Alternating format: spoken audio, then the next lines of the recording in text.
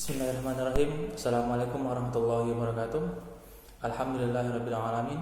Allahumma shalli ala sayyidina Muhammad wa ala ali sayyidina Muhammad. Kita kembali menyambung obrolan kita pada mata kuliah hari ini tentang metode penelitian. Baik, tema kita pada kali ini adalah tentang pendekatan ilmiah dan pendekatan non ilmiah. Jadi pendekatan ilmiah dan pendekatan non ilmiah. Hasrat ingin tahu manusia, kita akan mulai dengan hasrat. Hasrat ingin tahu manusia terhadap sesuatu membuat dia selalu berpikir untuk mencari cara bagaimana dapat menjawab keinginan, dapat menjawab pertanyaan sehingga tercapai, sehingga dapat terpenuhi apa yang dia harapkan. Nah, jadi dimulai dengan hasrat, keinginan para manusia itu. Tapi dalam pendekatan dan pengetahuan ada dua jalan yang harus dilewati oleh manusia itu dalam mencapai kebenaran. Di antaranya adalah pendekatan ilmiah dan pendekatan non ilmiah. Pendekatan ilmiah dan pendekatan non ilmiah.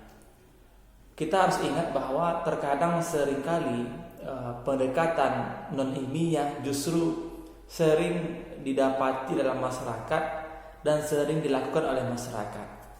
Dan tidak jarang pula pendekatan non ilmiah juga menghasilkan pengetahuan. Nah, ini bisa kita lihat di perkembangan di warga kita pada dewasa hari ini. Tapi pada sekali ini adalah kita akan membahas tentang pendekatan ilmiah tentang ilmu pengetahuan. Nah, jadi kita akan membahas pendekatan ilmiahnya dulu. Nah, baik.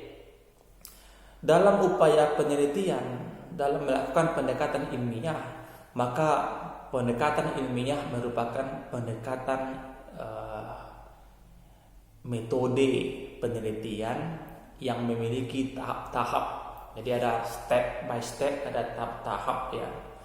Ada alur ya, ada teori dia, serta ada ada cara, ada keteraturan sehingga tercapai sebuah pengetahuan yang logis atau sebuah kebenaran yang diyakini kebenarannya.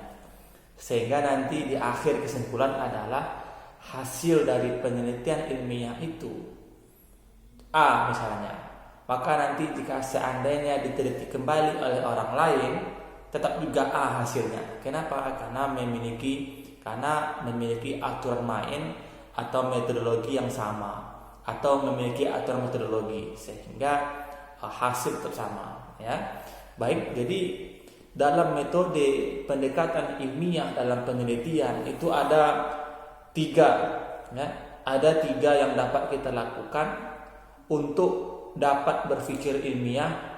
Yang pertama adalah di sini disebut dengan skeptik. Apa itu skeptik? Yaitu upaya untuk selalu menanyakan bukti-bukti atau fakta-fakta terhadap setiap pernyataan. Ini langkah-langkah dimulainya penelitian ilmiah, yaitu tahap yang pertama adalah skeptik. Skeptik ini harus dan bahkan wajib dimiliki oleh personal seorang peneliti yang memiliki keinginan, yang memiliki upaya untuk selalu bertanya, untuk menanyakan bukti-bukti atau apapun itu tentang fakta dan apapun terhadap setiap pernyataan. Jadi contohnya muncul ada suatu pernyataan. Seorang peneliti dia tidak boleh langsung tergiur dengan objek itu, tapi langsung ditanyakan, dicari tahu tingkat kebenaran seperti apa, sehingga kebenaran ilmiah itu bukanlah kebenaran yang bersifat subjektif tapi objektif, ya, tapi terkait dengan sesuatu itu yang teliti, bukan terkait dengan siapa yang menyampaikan. Jadi skeptik dia bersifat menanyakan bukti-bukti atau fakta-fakta terhadap setiap pernyataan. Sehingga apa? Sehingga orisinil terkait dengan hasil penelitian itu tak dipengaruhi oleh apapun dan siapapun. Ini merupakan pola yang pertama, tahap yang pertama dalam upaya berpikir ilmiah. Yang kedua adalah analitik. Analitik, apa itu analitik? Adalah kegiatan untuk selalu menimbang-nimbang setiap permasalahan yang dihadapinya. Mana yang relevan dan mana yang menjadi masalah utama dan sebagainya. Jadi yang kedua adalah analitik, yaitu upaya untuk menimbang, untuk memberikan pertimbangan atau untuk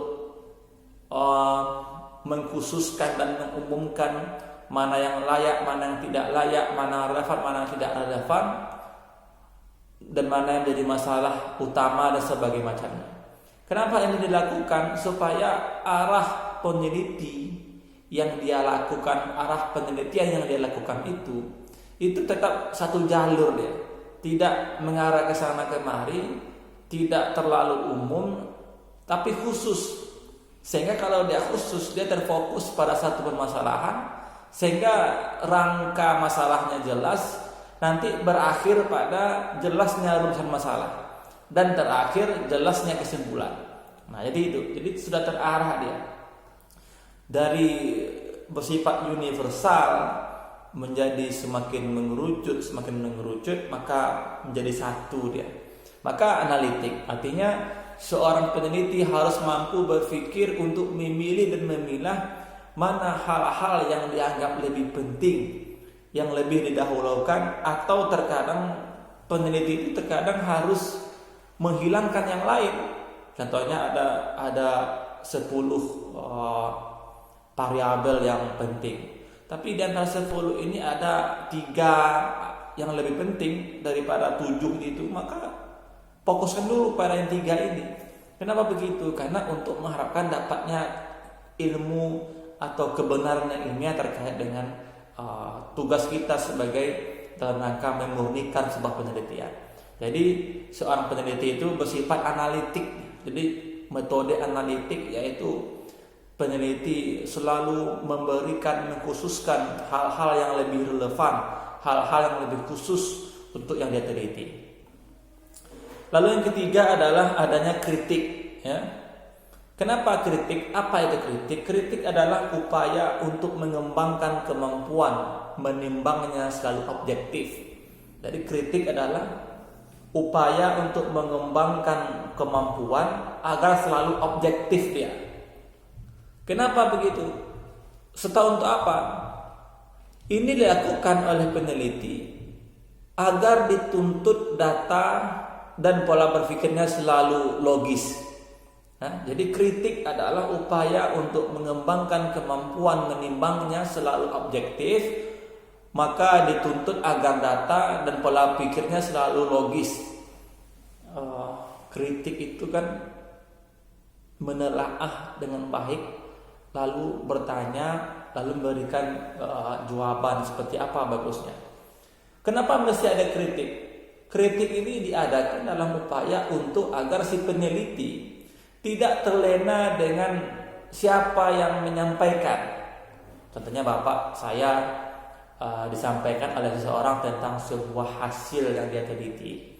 Saya juga sebagai seorang peneliti, saya akan bertanya, kamu telitinya di mana dan bagaimana? Ini dilakukan oleh seorang peneliti dalam upaya untuk memperoleh kebenaran. Supaya apa? Supaya dia tidak terlena atau tidak ikut-ikutan dengan orang itu. Jadi kita sering terikut pendapat orang, terikut opini orang, tanpa kita bertanya lebih komprehensif terkait dengan bagaimana dia meneliti. Sehingga penelitian itu bersifat subjektif, bukan objektif. Jadi penelitian yang ideal itu adalah bersifat objektif. Objeknya itu yang kita teliti, bukan subjektif, bukan siapa yang menyampaikan. Itu dia. Jadi perbedaan di sini yang harus dipahami oleh para peneliti, bahwa dalam penelitian itu perlu pemurnian, perlu keaslian, perlu tekad yang kuat.